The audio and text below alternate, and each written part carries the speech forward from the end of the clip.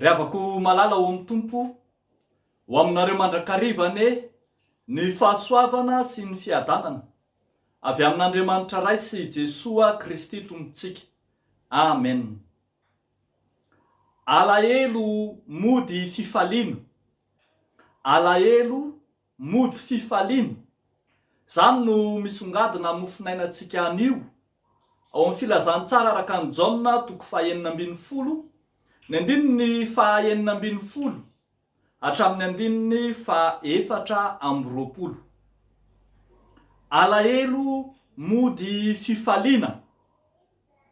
Nalahelo ny mpianatra, ny tomany, ary nahatsiaro fa toa irery izy ilozan'ilay mpampianatra izay niaraka nifanerasera taminy, niara-nihinana ny manta sy ny masaka, nizara fiainana taminy, nampianatra azy ireo zavatra maro. Nalahelo izy ireo rehefa niteny Jesoa fa andeha izy hiala amin'izy ireo, voatery hisaraka amin'izy ireo. Manomboka any amin'ny Jaona 4:40, 5:50, 6:40 dia tsy manao afa-tsy fampaherezana sy fampiononana an'ireto mpianatra ireto no nataon'i Jesoa Kristy. Ambaran'i Jesoa amin'izany fa io alahelon'io, io ranomaso sy tomanin'izy ireo io noho ny tsy mahay eo ny mpampianatra dia mbola ody fifaliana zany. Misy kiafinafy teny izay ampiasain'i Jesoa eto ary naveriny Jaona intelo ny fitansana azy dia ny hoe vetivety foana dia tsy ahita intsony ianareo, fa vetivety foana dia ahita indray ianareo.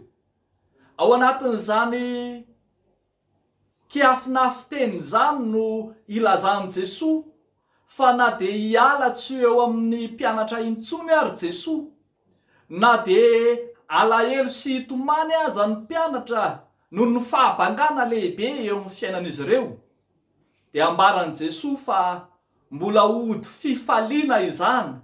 Mbola ho avy ny fotoana hiverenan'i Jesoa indray amin'ireo mpianatra ireo amin'ny fifaliana. Ary fantatsika rehetra fa maniraka ny fanahy masina Jesoa ampianatra azy ireo, ampahatsiaro azy ireo, hitarika azy ireo. Izany hitondra fifaliana ho an'ireo mpianatra vontona alahelo sy be ranomaso noho ny amin'ny fisarahana ireo.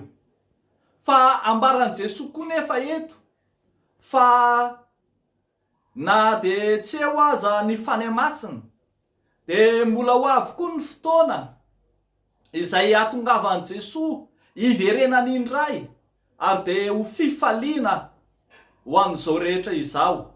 Anana anjara fifaliana amin'izany manokana ny mpianatra.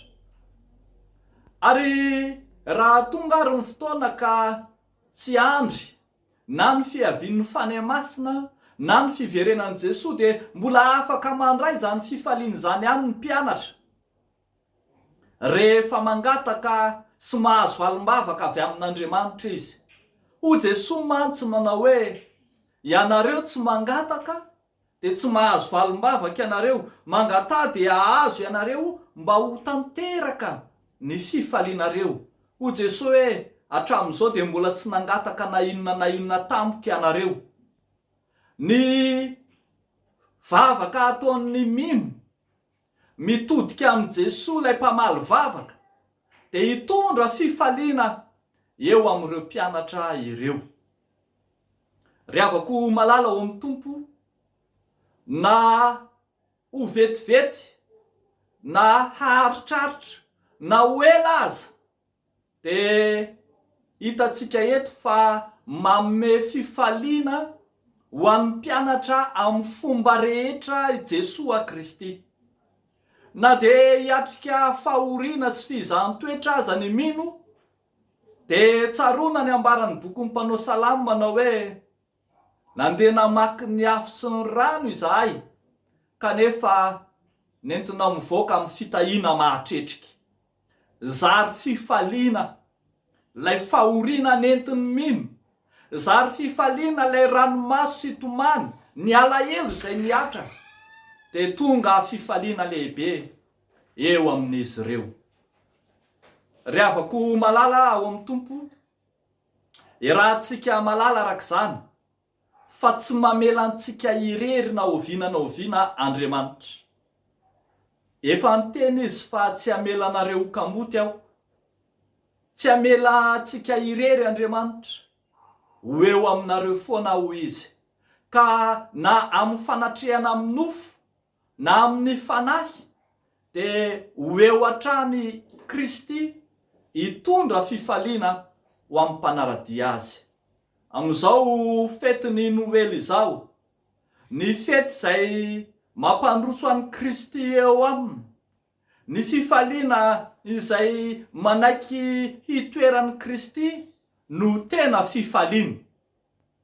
Antsona ry isika, ekeo Jesoa hanatrika ny fety itsika, ekeo Jesoa hanatrika ny fifaliantsika, mba ho afaka ny alahelo, mba hody fifaliana ny ranomaso sy ny tomany, hitsahatra ny fisenton'ny tany, ny fisenton'ny nofo, satria eo Andriamanitra lay mampifaly atsika.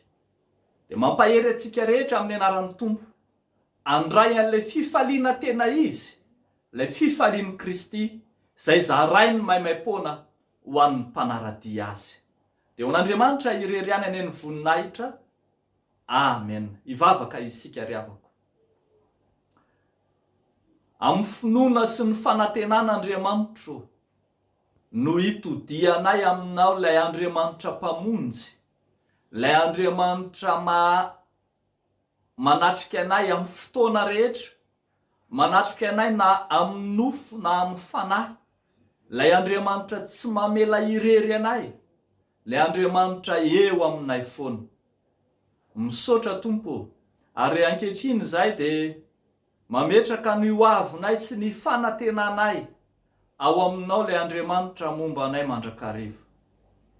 Mivavaka izahay ho an'izay rehetra very fanantenana, diso fanantenana ny amin'izao fiainana izao, noho ny amin'ny zavatry ny nofo, noho ny amin'ny olombelona, noho ny amin'ny namana na ny havana na mahatsiaro voafitaka, noho ny amin'ny setrasetra n'izao tontolo izao. Tompo, angatahanay lay Andriamanitra mpamindra fo, hijery azy reny, ame fanantenana azy amin'ny farany, ampody fifaliana ny ranomasony.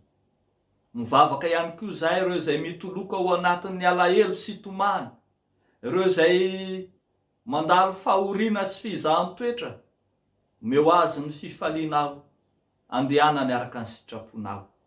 De amin'ny anaranao Jesoa no anaovanay sy angatahanay zany vavaka izany. Amen.